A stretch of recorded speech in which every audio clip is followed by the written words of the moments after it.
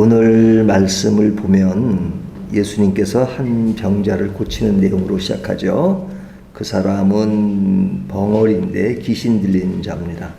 귀신 들려서 벙어리가 된 자인데 예수님께서 그를 고치십니다.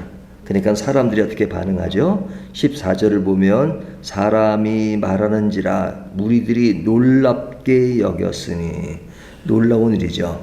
귀신 들린 자가 나음을 입었으니까 놀라운 일이죠. 놀라면 그것으로 감탄하고 또 그 병을 나은 사람의 삶이 건강하게 되었다는 것에 대해서 박수를 치고 기뻐해야 되는데, 사실 그 현장을 보면 전혀 다른 반응이 나옵니다. 그 반응이 뭐냐면, 그렇게 어려운 사람을 고친 예수님을 비난하는 거죠. 비난하는데 뭐라고 비난하냐면, 예수님이 귀신의 왕 바알세불의 힘을 얻어서 귀신을 쫓아낸다, 이렇게 비난을 하는 것이죠. 그렇게 비난하는 그것을 예수님은 아시고, 그래서 17절을 보면 예수께서 그들의 생각을 아시고 하시면서 그들의 잘못된 그 생각을 이제 수정해 주시는 겁니다. 그 수정이 뭐냐? 첫 번째는 그들의 논리를 반박합니다. 나라가 스스로 싸워서 서로 대결하면 그 나라는 망할 수밖에 없다. 그러니까 귀신 들린 자니까 귀신의 나라가, 귀신의 세계에도 높은 자가 있고 낮은 자가 있는데 그들이 서로 싸워서 서로를 분열시킬 일이 없다. 그러니까 예수님이 귀신의 힘을 얻어서 고쳤다면 그 귀신의 힘으로 귀신을 고쳤다는 얘기가 되잖아요. 그러니까 이것은 말이 되지 않는다 하는 그 이야기를 하십니다. 두 번째로는 그 바알세불의 힘을 얻어서 귀신을 쫓아낸다고 하면, 이 바알세불이라고 하는 것은 귀신의 우두머리를 이야기합니다. 이 바알이란 말은 원래 주인이란 말입니다. 예? 그러니까 그들의 그런 우두머리가 그것을 고친다고 하면, 예수님이 그 힘을 얻어 고친다 그러면 그 앞에 있는 무리들 있죠. 무리들은 거기 오면 뭐 바리새인도 있고 뭐 다른 그런 종교 지도자라고 하는 사람들인데, 그들을 표현하기를 그들의 아들들 이렇게 표현합니다. 아들들. 그러니까 19절, 내가 바알세불을 힘입어 귀신을 쫓아내면 너희 아들들은 누구를 힘입어 쫓아내느냐. 이 이야기는 뭐냐면, 좀 이 말이 좀 얼뜻 들으면 어려워요. 왜냐면 여기 보면 너희 아들들은 누구를 힘입어 쫓아내느냐. 그러니까 거기에 이제 바리새인들 보면 거기에 문화생들도 있고 그러잖아요. 근데 이제 그 당시 이야기를 들으면 이들도 이제 축사 활동을 했다고 합니다. 그러니까 귀신을 쫓아내는 그런 활동을 했는데, 그러면 예수님이 바알세불의 힘을 얻어서 귀신을 쫓아낸다고 하면 너희 문화생들이 귀신을 쫓아내면 누구의 힘을 가지고 쫓아내느냐 하는 말이죠. 그러면 너희가 바알세불을 비판하는데 너희도 똑같이 바알세불의 힘을 얻어서 그 일을 한다면 서로 이제 모순되는 말이죠. 그러니까 예수님이 그것을 지적하는 겁니다. 세 번째는 뭐라고 말씀하시냐면, 귀신 들린 자는 귀신이 그 사람을 장악한 거잖아요. 그러니까 귀신의 힘을 가지고 장악한 것입니다. 그런데 장악했다는 것은 그들이 힘을 가지고 있는데, 그 힘을 가진 사람이 그것을 장악했을 때는 그 힘을 가지고 그 모든 장악의 모든 것을 만들어 가죠. 그런데 더 큰 힘이 와서 그것을 장악하게 되면 그들이 가졌던 모든 것이 무너지고 새로운 힘으로 새롭게 구축이 되는 것이죠. 그러니까 예수님이 하시는 말씀이, 사탄의 힘, 귀신의 힘이 강하지만 그러나 예수님은 더 강하신 분이다 하는 것을 이야기하는 겁니다. 자, 이 이야기를 하는 것은 그들이 잘못된 생각을 수정해 주는 거죠. 잘못된 생각. 그러니까 그들이 그 권능을 행하신 예수님께 집중을 하고 그로 인해서 나은 사람을 보고 놀라고 기뻐하고 그렇게 행하시는 그분이 누구신가 하는 것에 관심을 가져야 되는데, 그들은 비난하고 비판하고 그리고 그 오해 정도를 넘어서서 그냥 뒤집어 씌우는 겁니다. 어떻게? 예수님이 하시는 일을 바알세불의 힘을 얻어서 했다. 그러니까 당신도 귀신입니다. 그런 말이 돼버리잖아요. 그러니까 그런 잘못된 생각을 가지고 더 나아가서 그런 것을 사람을 이렇게 매도하는 그런 문제에 대해서 예수님은 강력하게 지적하시는 겁니다. 그러면서 말씀하시기를 귀신이 나간 상태에 경고하십니다. 귀신이 나가면 그냥 그 빈집이 되잖아요. 빈집이 되는데 그 빈집에 나갔던 그 귀신들이 더 큰 세력을 가지고 귀신 7을 가지고 더 와서 그것을 더 어렵게 만들 수 있다 하는 이야기를 합니다. 그러니까 이 이야기는 앞에 비슷한 말씀이 많이 나오는데요. 모든 종교의 특징 중에 하나는 뭐냐면 사람이 경건하고 사람이 인간다우려면 강조되는 것이 비워야 된다는 것을 많이 강조합니다. 비워야 된다. 내 마음을 비워라. 우리가 욕심이 많은 사람은 마음을 비워야 돼. 근데 그런 비운다는 말은 굉장히 좋은 말이죠. 욕심 부리지 않고 비우고 나를 낫게 하면 그것은 굉장히 좋은 것입니다. 그러니까 그 좋은 것은 너무 분명해요. 하지만 우리의 신앙이라고 하는 것은 비우는 상태에 그치는 것이 아닙니다. 그러니까 비우는 것은 스스로의 그런 경각심을 가지고 비우는 겁니다. 자기를 관리하고 자기를 낮추고 그런 비우는 것은 매우 좋은 것입니다. 하지만 그렇게 비움으로써 그의 인생의 변화를 일으킬 수 있느냐? 그럴 수는 없습니다. 그러니까 특별히 이제 불교 교리 같은 경우는 특별히 그걸 강조하죠. 혼자서 노력하라 이거죠. 혼자서 고행을 하고 마음을 비워라. 그죠? 근데 비우는 것으로 해결되지 않는 이유가 뭡니까? 인간의 근본적인 문제는 죄의 문제예요.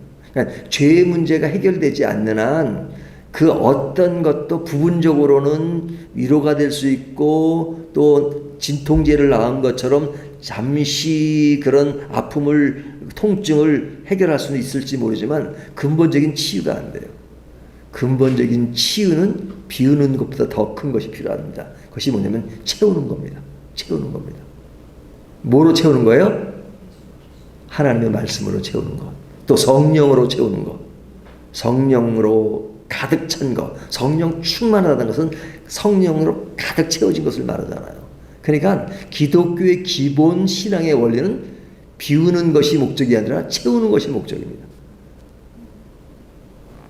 예수 그리스도 안에 거하라 하는 거하라는 말씀, 성령 충만함을 입으라 하는 건 다 채우는 겁니다.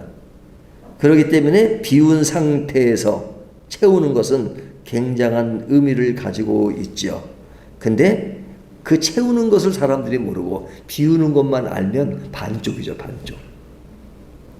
근데 반쪽 정도가 아니라 그 비운 그 집을 누가 좋아해요? 귀신이 좋아해요. 귀신이 비웠다가 비고 청소까지 다 해놨네. 그냥 더 많은 귀신을 데리고 와서 여기서 우리가 좀 더 누리자. 더 강한 귀신을 데리고 온다. 뭐 그렇게 얘기하잖아요.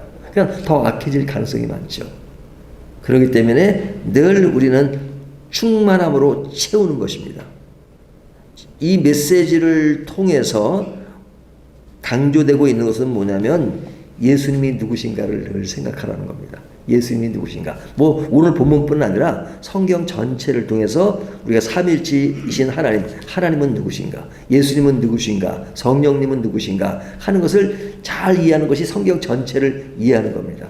사람들은 하나님을 이해하는 것보다는 사람을 이해하는 쪽에 관심을 가질 때가 많아요. 근데 사람을 제대로 이해하면 좋죠.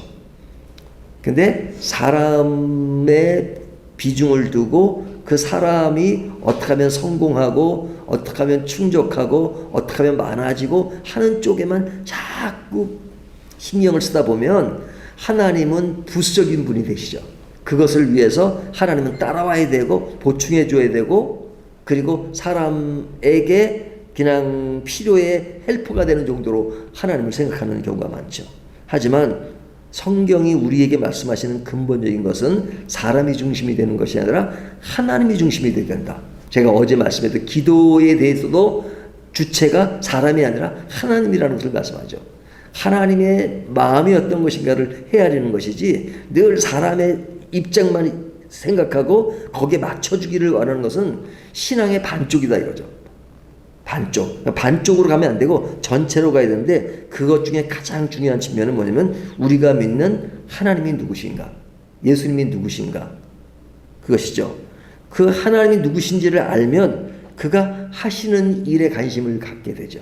그가 무엇을 하셨는가, 그가 무슨 말씀을 하셨는가. 우리가 하나님의 말씀에 집중하자는 얘기는 뭐냐면 그분이 어떤 분인지를 아니까 완전하시고 전능하시고 절대 하나님이시고 우리를 창조하신 하나님이시고 우리를 구원하신 하나님이고 전혀 문제가 없으신 분이고 완벽하신 분이면 그분이 하시는 모든 일에 관심을 가질 수밖에 없죠. 왜? 그분이 내 인생의 주인이시니까.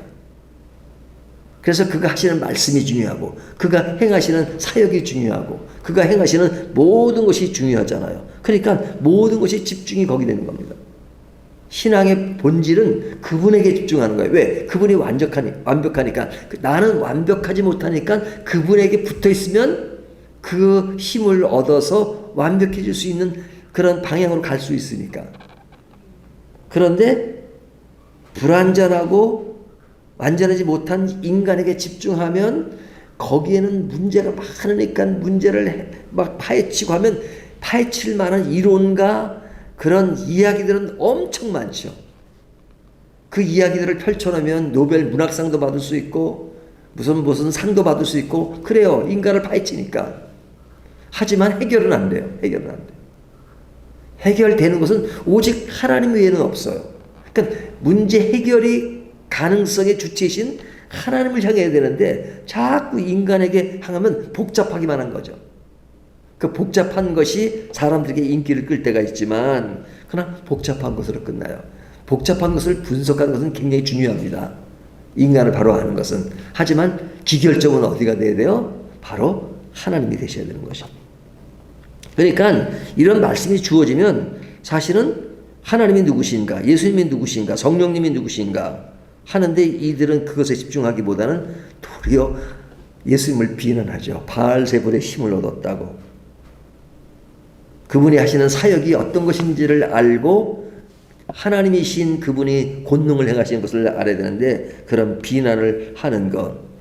그러니까 그들은 채울 줄을 모르고 그냥 그들이 하는 것들은 비우는 것은 알아요. 자, 이런 말씀이 오늘 말씀을 이루는 주요 내용입니다. 그렇다면 우리가 개인적인 삶 속에 우리는 어디에 관심을 가지고 사는가? 그리고 그분 말씀과 그분이 하시는 일에 얼마나 집중하고 있는가? 나는 비우는 것 이상으로 채우는 일에 얼마나 관심을 가지고 있는가? 하나를 더 추가한다면 무분별한 비난과 비난이 얼마나 나를 헛되게 만드는가? 그래서 무분별한 비난을 하는 것도 바로 예수님을 비난한다면 신앙의 어떤 것들을 내가 잘 모르면서 뭐 하나님이 어떻다는 둥 또 뭐 신앙이 어떻다는 둥 하면서 신앙을 잘 모르면서도 뭐 신앙을 다 아는 것처럼 얘기하는 경우가 많잖아요. 그러나 하나님은 우리가 비판하고 비난하는 것이 아니라 믿는 것입니다. 하나님은 우리의 믿음의 주체십니다. 믿는 겁니다. 왜? 완전하시니까요. 사람은 어느 누구도 완전한 사람이 없기 때문에 신뢰하고 또 서로를 위하는 것은 굉장히 중요하지만 그러나 서로 모순과 문제점이 있는 것을 전제로 해서 서로 죄인끼리 받는 위로가 필요한 겁니다. 사람은 죄인끼리 받는 위로가 필요해요. 그래서 우리는 follow me 그러면 안 돼요. 나를 따르라. follow him. 그를 따르자. 그를 따르자. 만나면 죄인끼리 만나서 뭘 해요? 서로가 날 따라가 아니라 우리는 다 부족하니까 우리는 따르면 그냥 이게 좋지 않아. 그러니까 우리 다 같이 follow him together. 같이 그분을 따라가자. 그러는 겁니다. 그럴 때 희망이 있는 겁니다. 신앙은 그래요. 교회의 사역도 모든 일에 follow me를 외치면 그 신앙은 좋은 게 아닙니다. follow him, following, 그분을 따라가자. 모든 시선이 그분을 향해 있어요. 뭐 불교인이 한 말이긴 하지만 달을 향한 손가락을 보는데 달을 향하면 달을 봐야 되는데 손가락을 본다. 뭐 그런 말 있잖아요. 근데 하나님을 향한 그 주체가 하나님이신데 하나님을 향하는 그것을 말하는 사람에게 집중돼 버리면 하나님이 안 보이는 거죠. 하나님이 안 보이는 거죠. 오늘 말씀을 통해서 하나님 앞에 우리가 하나님을 향할 때 어떤 자세를 취해야 되는가. 제일 좋은 것은 항복하는 겁니다. 항복. 하나님 앞에는 항복. 그리고 그냥 항복이니까 뭐예요? 하라는 대로 하는 거죠. 순종하는 거죠. 왜? 순종하면 손해볼 것이 없습니다. 그냥 인간관계 힘으로 벌어지는 일들은 그냥 힘에 눌려가지고 그에게 굴복되면 사실은 그것으로 오는 피해와 그런 여러 가지 문제들이 많을 수 있어요. 왜? 힘이 약해서 무너진 것이니까. 하지만 하나님과 우리의 관계는 힘과의 관계가 아닙니다.